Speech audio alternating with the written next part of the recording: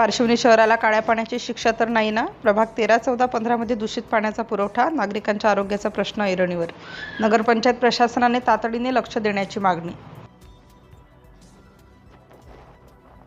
पार्श्वनी शहरातील प्रभाग क्रमांक 13, 14 आणि 15 मध्ये गेल्या काही दिवसांपासून नळाद्वारे काळसर, दूषित व दुर्गंधीयुक्त पाण्याचा पुरवठा होत असल्याने नागरिकांमध्ये तीव्र संतापाचे वातावरण निर्माण झाले आहे. अनेक भागांमध्ये पिण्यायोग्य स्वच्छ पाणी मिळत नसून काही ठिकाणी तर नळाला अत्यल्प किंवा अजिबात पाणी येत नसल्याची गंभीर बाब समोर आली आहे.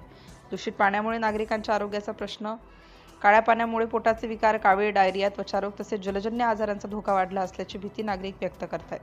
नागरिकांनी तात्काळ नगरपंचायत प्रशासनाकडे वारंवार तक्रार करूनही समस्येचे कायमस्वरूपी निराकरण होत नसल्याने नाराजी व्यक्त केली. स्वच्छ व नियमित पाणी पुरवठा ही मूलभूत गरज असून प्रशासनाने या प्रश्नाकडे गांभीर्याने उपाययोजना करण्यात यावी. पार्श्वनी शहरातील नागरिकांना स्वच्छ पिण्याचे पाणी मिळणे हा मूलभूत अधिकार आहे.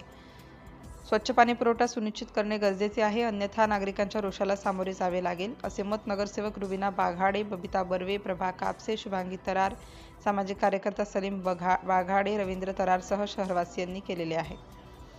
नितीन लुंगे, मुख्याधिकारी, नगरपरिषद पार्श्वनी. सिटी इंडिया न्यूजसाठी कन्हान शहर प्रतिनिधी मनीषा मेश्राम.